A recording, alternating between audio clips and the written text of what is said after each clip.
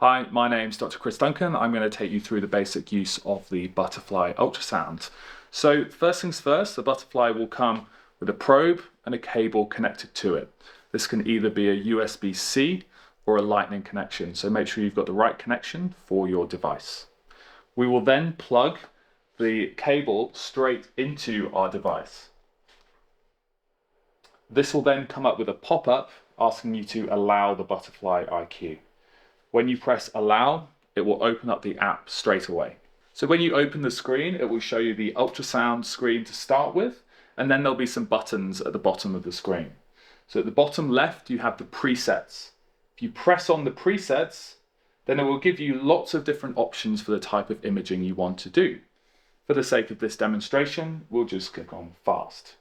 Fast scan is basic abdominal scanning, and it's a very good preset for everyday scanning.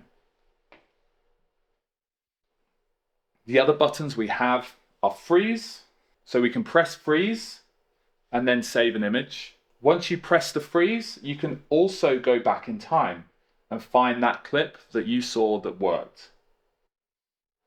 You then press freeze again and it will allow you to scan again. The button next to freeze is going to be for basic video recording.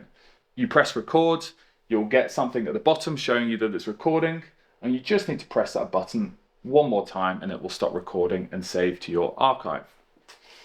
There are several actions that you can do that you don't need to worry too much about at the moment, but this does include things like color Doppler, power Doppler, and M mode for when you're slightly more experienced. The images that you've saved will be in the top right-hand corner. You just press that and it will open your archive and show you the patient details and a list of all the images that you've captured.